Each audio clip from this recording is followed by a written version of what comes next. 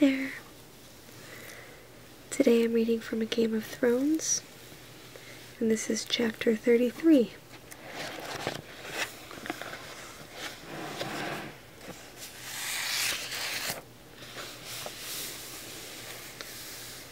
Arya. The one-eared black Tom arched his back and hissed at her. Arya padded down the alley, balanced lightly on the balls of her bare feet, listening to the flutter of her heart, breathing slow, deep breaths. Quiet as a shadow, she told herself, light as a feather. The tomcat watched her come, his eyes wary. Catching cats was hard. Her hands were covered with half-healed scratches, and both knees were scabbed over where she had scraped them raw in tumbles. At first, even the cook's huge fat kitchen cat had been able to elude her, but Syrio had kept her at it day and night. When she'd run to him with her hands bleeding, he had said, "So slow? Be quicker, girl. Your enemies will give you more than scratches." He had dabbed her wounds with Mirish fire, which burned so bad she had had to bite her lip to keep from screaming. Then he sent her out after more cats. The Red Keep was full of cats. Lazy old cats dozing in the sun, cold-eyed mousers twitching their tails, quick little kittens with claws like needles, ladies' cats all combed and trusting, ragged shadows prowling the midden heaps. One by one, Arya had chased them down and snatched them up and brought them proudly to Syrio Forel. All but this one-eared black devil of a tomcat. "That's the real king of this castle right there," one of the gold cloaks had told her. "Older than sin and twice as mean. One time the king was feasting the queen's father, and that black bastard hopped up on the table and snatched a roast quail right out of Lord Tywin's fingers. Robert laughed so hard he liked to burst. You stay away from that one, child." He had run her halfway across the castle, twice around the Tower of the Hand, across the inner bailey, through the stables, down the serpentine steps, past the small kitchen and the pig yard and the barracks of the gold cloaks, along the base of the river wall, and up more steps and back and forth over Traitor's Walk, and then down again and through a gate and around a well and in and out of the strange buildings until Arya didn't know where she was. Now, at last, she had him. High walls pressed close on either side, and ahead was a blank, windowless mass of stone. "Quiet as a shadow," she repeated, sliding forward, light as a feather. When she was 3 steps away from him, the tomcat bolted. Left then right he went, and right then left went Arya, cutting off his escape. He hissed again and tried to dart between her legs. Quick as a snake, she thought. Her hands closed around him. She hugged him to her chest, whirling and laughing aloud as his claws raked at the front of her leather jerkin. Ever so fast, she kissed him right between the eyes, and jerked her head back an instant before his claws would have found her face. The tomcat yowled and spit. "What's he doing to that cat?" Startled, Arya dropped the cat and whirled toward the voice. The tom bounded off in the blink of an eye. At the end of the alley stood a girl with a mass of golden curls, dressed as pretty as a doll in blue satin. Beside her was a plump little blond boy with a prancing stag sewn in pearls across the front of his doublet and a miniature sword at his belt. Princess Myrcella and Prince Tommen, Arya thought. A septa as large as a draft horse hovered over them, and behind her 2 big men in crimson cloaks, Lannister house guards. "What were you doing to that cat, boy?" Myrcella asked again, sternly. To her brother she said, "He's a ragged boy, isn't he? Look at him," she giggled. "A ragged, dirty, smelly boy," Tommen agreed. "They don't know me," Arya realized. "They don't even know I'm a girl." Small wonder. She was barefoot and dirty, her hair tangled from the long run through the castle, clad in a jerkin ripped by cat's claws and brown rough-spun pants hacked off above her scabby knees. You don't wear skirts and silks when you're catching cats. Quickly, she lowered her head and dropped to one knee. Maybe they wouldn't recognize her. If they did, she would never hear the end of it. Septa Mordan would be mortified, and Sansa would never speak to her again from the shame. The old, fat Septa moved forward. "Boy, how did you come here? You have no business in this part of the castle." "You can't keep this sword out," one of the red cloaks said, "like trying to keep out rats." "Who do you belong to, boy?" the Septa demanded. "Answer me. What's wrong with you? Are you mute?" Arya's voice caught in her throat. If she answered, Tommen and Myrcella would know her for certain. "Godwyn, bring him here," the Septa said. The taller of the guardsmen started down the alley. Panic gripped her throat like a giant's hand. Arya could not have spoken if her life had hung on it. "Calm as still water," she mouthed silently. As Godwyn reached for her, Arya moved, quick as a snake. She leaned to her left, letting her fingers brush her arm, spinning around him, smooth as summer silk. By the time he got himself turned, she was sprinting down the alley, swift as a deer. The Septa was screeching at her. Arya slid between legs as thick and white as marble columns, bounded to her feet, bowled into Prince Tommen, and hopped over him when he sat down hard and said, "Oof!" spun away from the second guard, and then she was past them all, running full out. She heard shouts, then pounding footsteps closing behind her. She dropped and rolled. The red cloak went careening past her, stumbling. Arya sprang back to her feet. She saw a window above her, high and narrow, scarcely more than an arrow slit. Arya leapt, caught the sill, pulled herself up. She held her breath as she wriggled through, slippery as an eel. Dropping to the floor, in front of a startled scrubwoman, she hopped up, brushed the rushes off her clothes, and was off again, out the door and along a long hall, down a stair across a hidden courtyard, around a corner and over a wall and through a low, narrow window into a pitch-dark cellar. The sounds grew more and more distant behind her. Arya was out of breath and quite thoroughly lost. She was in for it now if they had recognized her, but she didn't think they had. She'd moved too fast, swift as a deer. She hunkered down in the dark against a damp stone wall and listened for the pursuit, but the only sound was the beating of her own heart and a distant drip of water. Quiet as a shadow, she told herself. She wondered where she was. When they had first come to King's Landing, she used to have bad dreams about getting lost in the castle.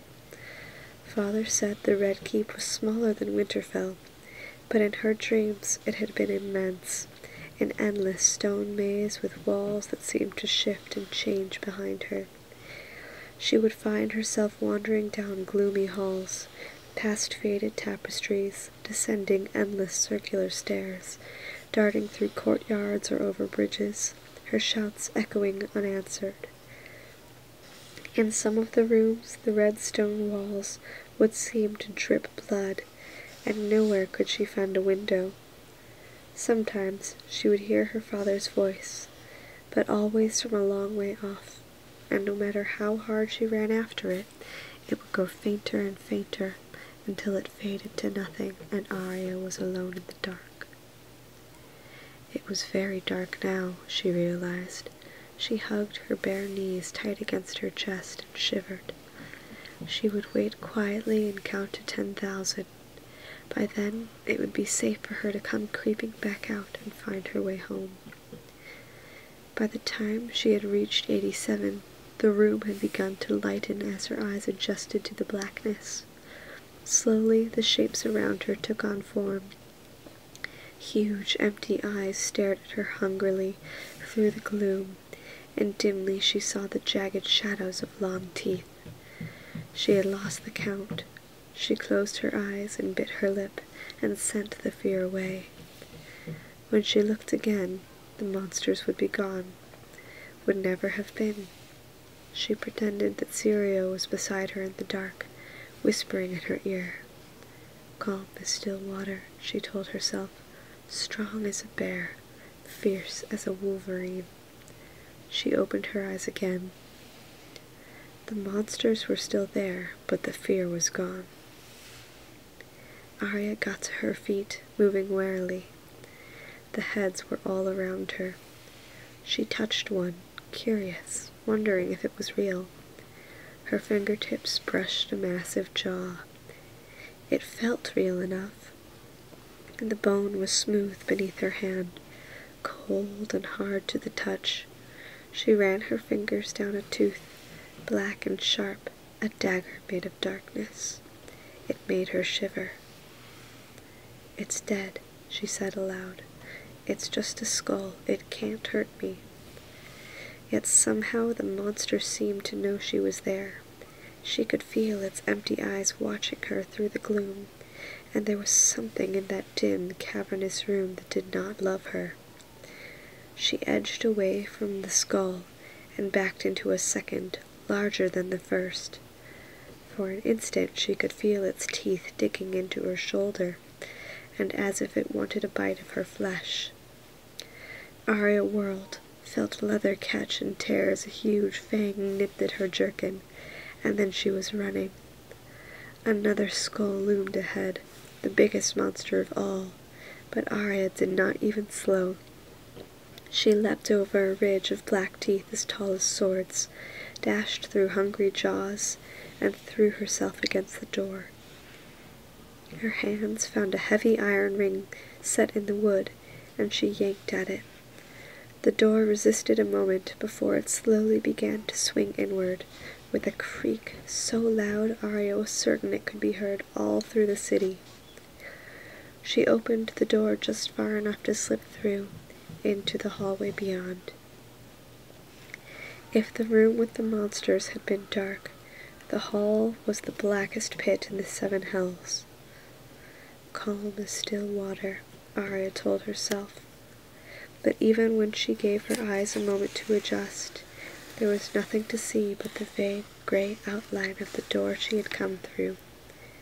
She wiggled her fingers in front of her face, felt the air move, saw nothing. She was blind. A water dancer sees with all her senses, she reminded herself. She closed her eyes and steadied her breathing. 1, 2, 3, drank in the quiet, reached out with her hands. Her fingers brushed against rough, unfinished stone to her left. She followed the wall, her hands skimming along the surface, taking small gliding steps through the darkness. All halls lead somewhere. Where there is a way in, there is a way out. Fear cuts deeper than swords. Arya would not be afraid.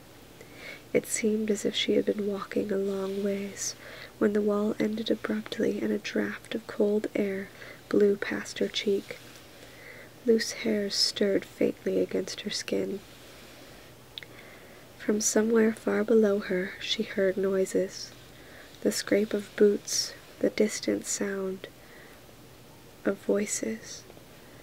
A flickering light brushed the wall ever so faintly, and she saw that she stood on top of a great black well, a shaft 20 feet across plunging deep into the earth.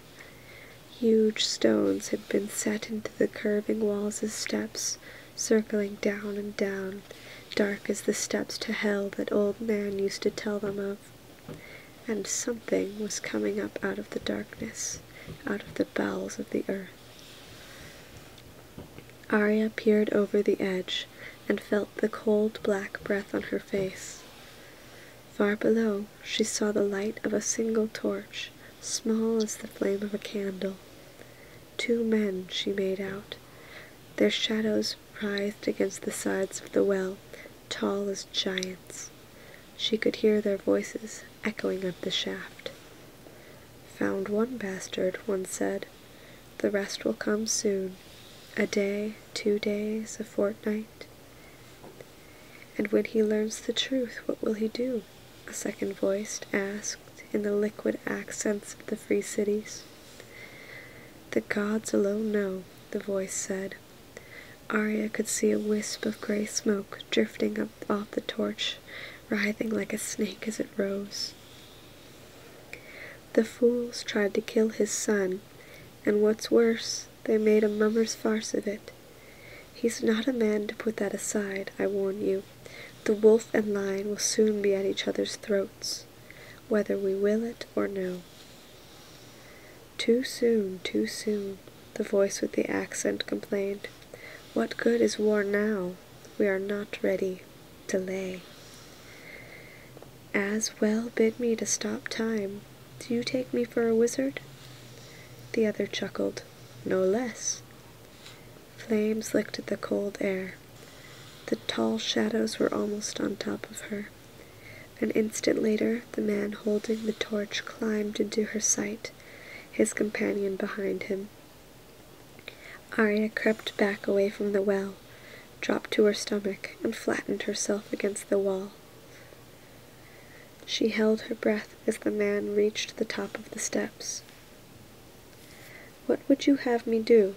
asked the torch-bearer, a stout man in a leather half-cape. Even in heavy boots, his feet seemed to glide soundlessly over the ground. A round, scarred face and a stubble of dark beard showed under his steel cap, and he wore mail over boiled leather, and a dirk and short sword at his belt. It seemed to Arya that there was something oddly familiar about him. "If one hand can die, why not a second?" replied the man with the accent and the forked yellow beard. "You have danced the dance before, my friend." He was no one Arya had ever seen before, she was certain of it. Grossly fat, yet he seemed to walk lightly, carrying his weight on the balls of his feet as a water dancer might. His rings glimmered in the torchlight, red gold and pale silver, crusted with ruby sapphires, slitted yellow tiger eyes. Every finger wore a ring, some had 2. Before is not now, and this hand is not the other, the scarred man said as they stepped out of the hall. Still as stone, Arya told herself, quiet as a shadow. Blinded by the blaze of their own torch, they did not see her pressed flat against the stone only a few feet away. "Perhaps so," the forked beard replied, pausing to catch his breath after the long climb. "Nonetheless, we must have time. The princess is with child. The Khal will not bestir himself until his son is born. You know how they are, these savages." The man with the torch pushed at something. Arya heard a deep rumbling. A huge slab of rock, red in the torchlight, slid down out of the ceiling with a resounding crash that almost made her cry out. Where the entry to the well had been, there was nothing but stone, solid and unbroken. "If he does not bestir himself soon, it may be too late," the stout man in the steel cap said. "There's no longer a game for 2 players, even if it was. Stannis Baratheon and Lysa Arryn have fled beyond my reach, and the whispers say that they are gathering swords around them.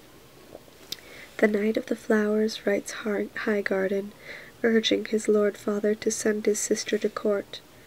The girl is a maid of 14, sweet and beautiful and tractable, and Lord Renly and Sir Loras intend that Robert should wed her, and make a new queen. Littlefinger, the gods only know what game Littlefinger is playing. Yet Lord Stark's the one who troubles my sleep. He has the bastard, he has the book, and soon enough he'll have the truth. And now his wife has abducted Tyrion Lannister, thanks to Littlefinger's meddling. Lord Tywin will take that for an outrage, and Jaime has a queer affection for the imp. If the Lannisters move north, that will bring the Tullys in as well. Delay, you say. make haste," I reply. "Even the finest of jugglers cannot keep 100 balls in the air forever." "You are more than a juggler, old friend. You are a true sorcerer. All I ask is that you work your magic a while longer." They started down the hall in the direction Arya had come, past the room with the monsters. "What I can do, I will," the one with the torch said softly. "I must have gold, and another 50 birds." She let them get a long way ahead, then the creeping after them, quiet as a shadow. "How many?" The voices were fainter as the light dwindled ahead of her. "The ones you need are hard to find. So young, to know their letters. Perhaps older, not die so easy. No, the younger are safer. Treat them gently.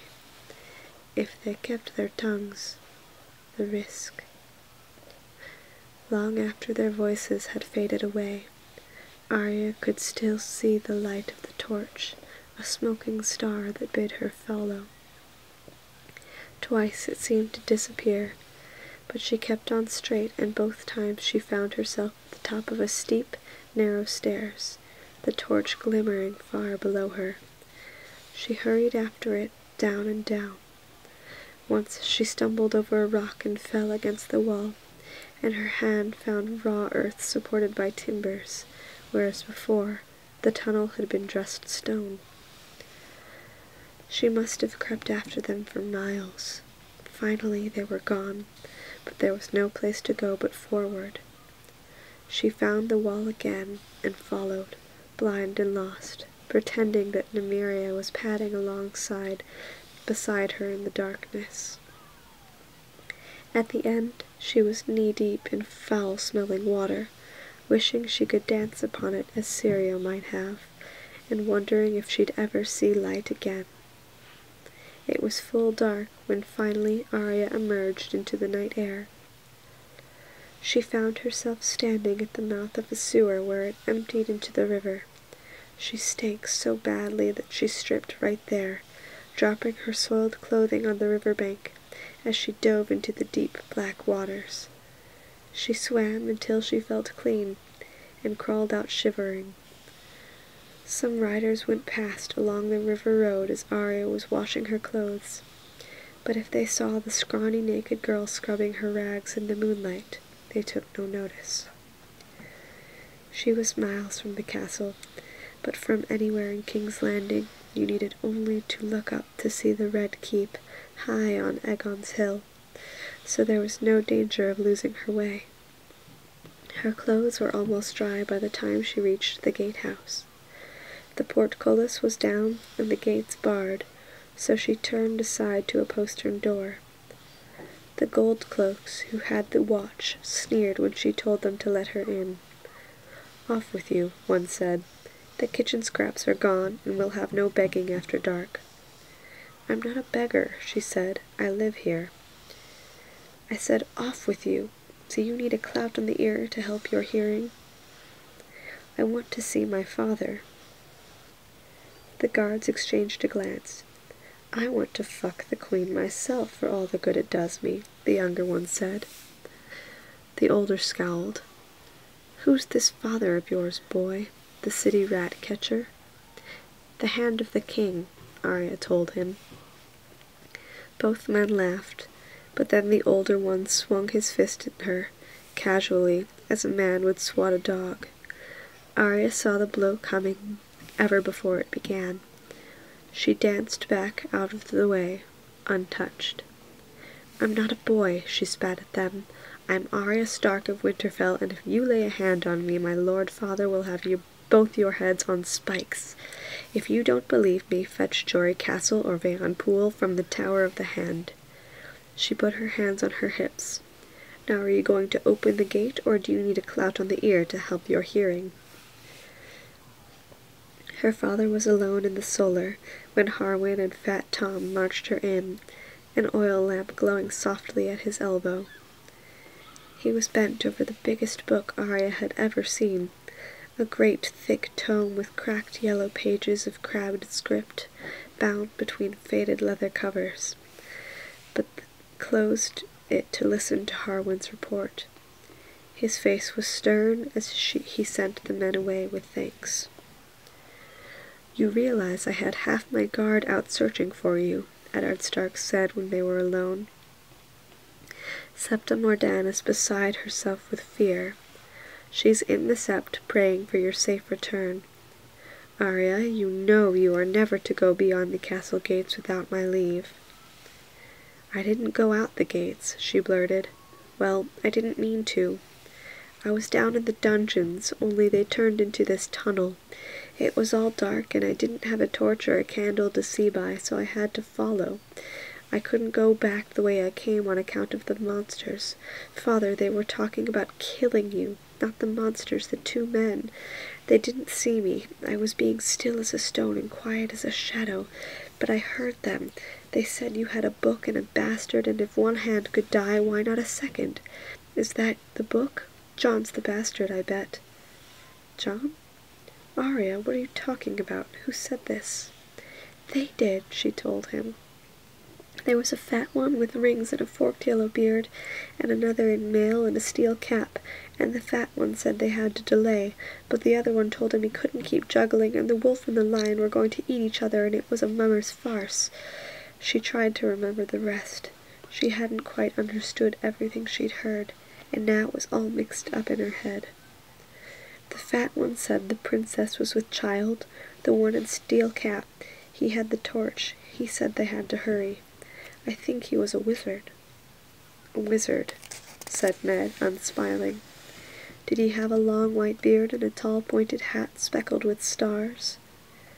"No, it wasn't like old Nan's stories. He didn't look like a wizard, but the fat one said he was." "I warn you, Arya, if you're spinning this thread of air—" "No, I told you it was in the dungeons by the place with the secret wall. I was chasing cats and, well—" She screwed up her face. If she admitted knocking over Prince Tommen, he would really be angry with her. "Well, I went in this window. That's where I followed the monsters." "Monsters and wizards," her father said. "It would seem you've had quite an adventure. These men you heard, you say they spoke of juggling and mummery?" "Yes," Arya admitted. "Only—" "Arya, they were mummers," her father told her. "There must be a dozen troops in King's Landing right now, come to make some coin off the tourney crowds. I'm not certain what these 2 were doing in the castle, but perhaps the king has asked for a show." "No," she shook her head stubbornly. "They weren't. You shouldn't be following people around and spying on them in any case. Nor do I cherish the notion of my daughter climbing in strange windows after stray cats. Look at you, sweetling. Your arms are covered with scratches. This has gone on long enough. Tell Serial Farrell that I want a word with him." He was interrupted by a short, sudden knock. "Lord Eddard pardons," Desmond called out, opening the door a creak. "But there's a black brother here begging an audience. He says the matter is urgent. I thought you would want to know." "My door is always open to the night's watch," Father said. Desmond ushered the man aside. He was stooped and ugly, with an unkempt beard and unwashed clothes, yet Father greeted him pleasantly and asked his name. "Yoren, as it please my lord. My pardons for the hour." He bowed to Arya. "And this must be your son. He has your look." "I'm a girl," Arya said, exasperated. "If the old man was down from the wall, he must have come by way of Winterfell." "Do you know my brothers?" she asked excitedly. "Rob and Bran are at Winterfell, and John's on the wall. Jon Snow, he's a Night's Watch too. You must know him. He has a direwolf, a white one with red eyes. Is Jon a ranger yet? I'm Arya Stark."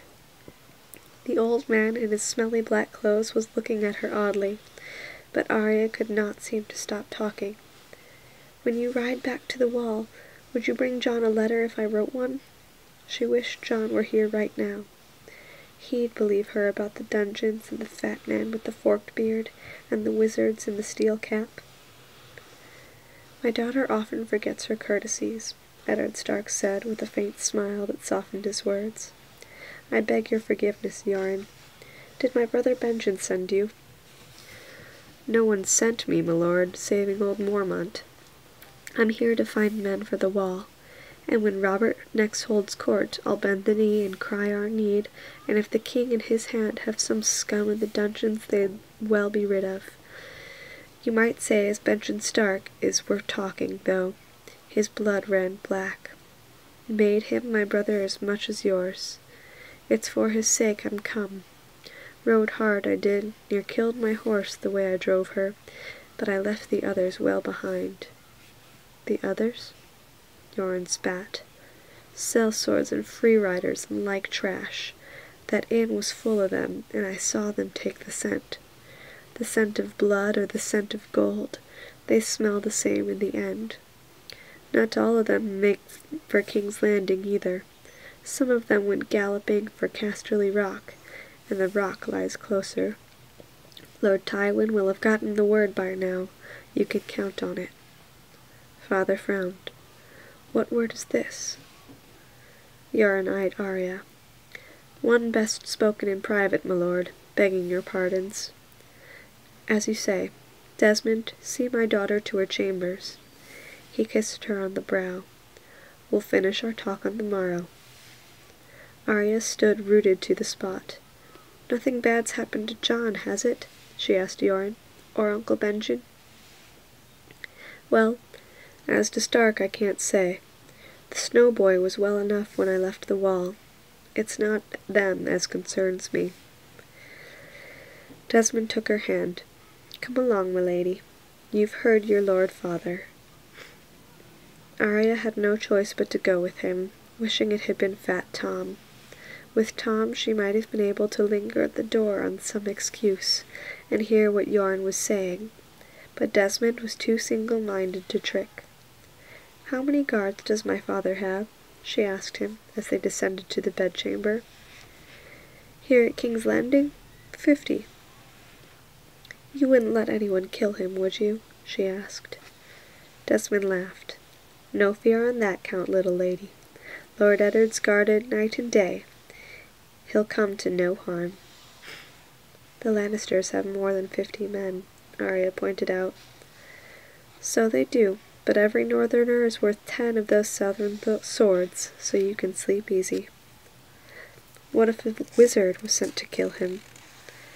Well, as to that, Desmond replied, drawing his long sword. Wizards die the same as other men, once you cut their heads off.